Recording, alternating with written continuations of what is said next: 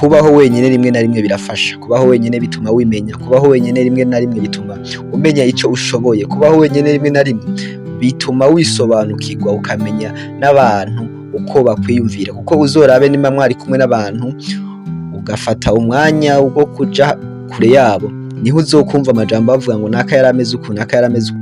Hari igihe ushobora kubona umuntu, uwo muntu ukamubona ari wa wundi adakunda kuba ari kumwe n'abantu, rimwe na rimwe ugasanga ni wa muntu usanga yibereye muhira iwe ari wenyene, kandi niyo asohotse agiye gukora ibintu vyiwe ugasanga agenda wenyine ata wundi muntu bari kumwe, wa wundi usanga afise inshuti nkeya, vyashika ukibaza vyinshi kuri we.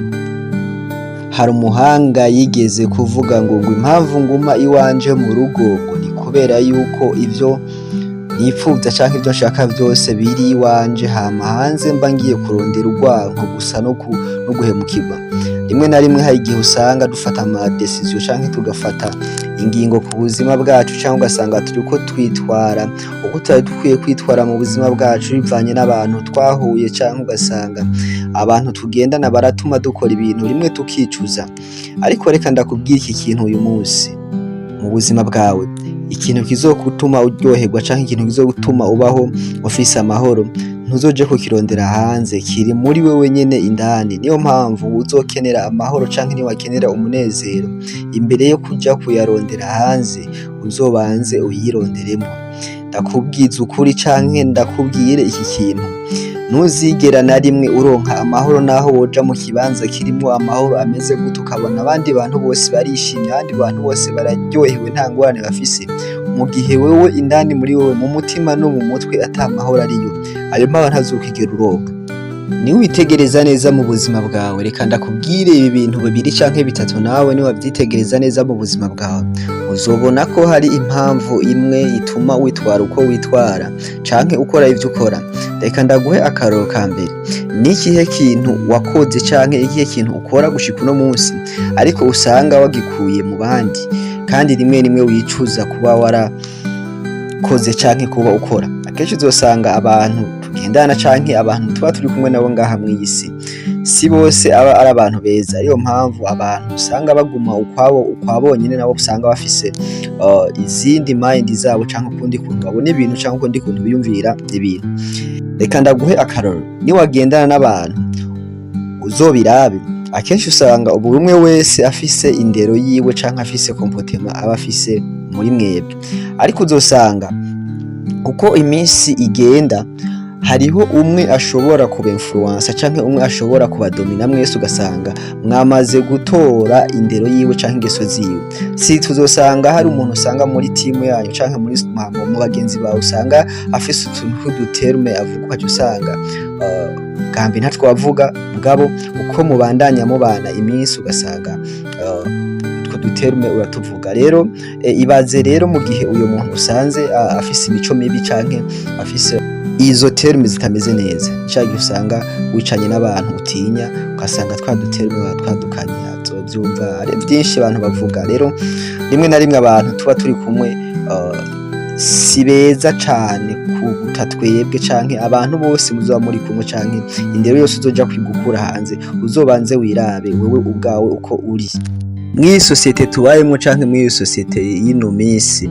Akenshi ni wabona abantu ahantu bicaye bariko baravuga, uzomenye yuko akenshi 50% bariko baravuga ku bintu bitatu. Rimwe uzosanga bariko batera inkuru kugira ngo basunike amasaha ari ugutwenga, umwe wese azana blague zana hariya.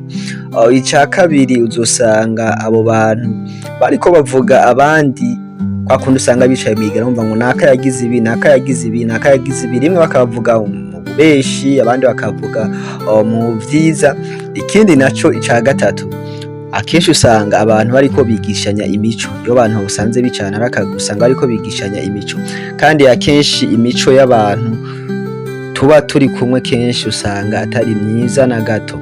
Ariyo mpamvu usanga tuvuga ngo banaka baradehemukiye, ngo banaka vyagenze kubera yuko wabahaye umwanya wawe.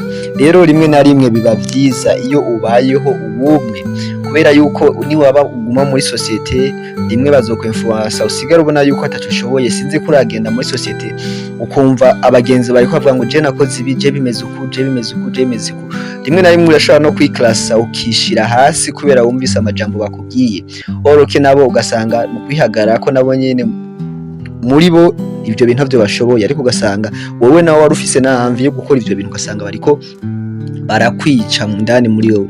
Rero biba vyiza iyo uvuze ati jewe urugamba rw'ubuzima ngira ndarugwane jenyene, fate ivyemezo mpitemwo uko nkwiye kubaho. Bavuga ikintu ukavuga ati ikihe nticanryoheye, kubera yuko abo bantu nabo bafise ubuzima bwabo babayemo.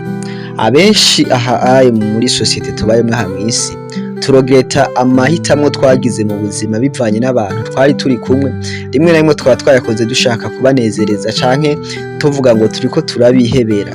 Hari igihe wihebera umuntu ugasanga wowe uri kurihemukira, kandi kenshi niko biba bimeze. Iyo uvuze ngo gira wihebera umuntu usanga uri kurihemukira. Rero ico novuga canke ico noterera kw'iki ciyumviro nuko kubaho wenyene rimwe na rimwe birafasha. Kubaho wenyene bituma wimenya, kubaho wenyene rimwe na rimwe bituma umenya ico ushoboye, kubaho wenyene rimwe na rimwe bituma wisobanukirwa ukamenya n'abantu uko bakwiyumvira, kuko uzorabe nimba mwari kumwe n'abantu ugafata umwanya wo kuja kure yabo, niho uzokumva amajambo bavuga ngo naka yarameze uku, naka yarameze uku, canke byari bimeze uku, canke naka ameze uku, ameze uku nuku. Ariko iyo muri kumwe biragoye ko bakuvuga, biragoye ko bashobora gutanga iciyumviro kuri wowe kubera yuko ubo uhari. Rero sometime biba bikwiye yuko ubaho wenyene kugira ngo ushobore ubu buzima. Ico turi uno munsi n'amahitamo twagize ejo hazaza, kandi ico tuzoba ejo n'amahitamo turiko turagira uyu munsi. Kandi akenshi abahinga bavuga yuko ico turi canke ico twabaye ni resulta y'ibyaho twabaye n'abantu twagendanye nabo n'ibihe twabayemo. Rero gerageza nawe urabe ibihe uri kurabamwo, urabe abantu muri ko muragendana nabo, nibo uzoba resulta y'ejo hazaza, canke niwe uzoba ikintu twita umusaruro w'ejo hazaza. Nimba uri kumwe n'abantu bakora cane, menya yuko mushobora kugera muri kazoza mukaba abatunzi. Nimba uri kumwe n'abantu b'ibinebwe, menya yuko muri kazoza mushobora kuba bakene. Nimba uri kumwe n'abantu bafise indero kanaka, menya yuko ejo muzoba inyishu yuko kuntu mwitwaye. Rero kaze kuri G4G, nkaba ndagutumiriye gukora subscribe kugira ngo tubandanye duhanahana ivyumviro mu buzima bwa buri munsi umuntu agenda camwe buri munsi.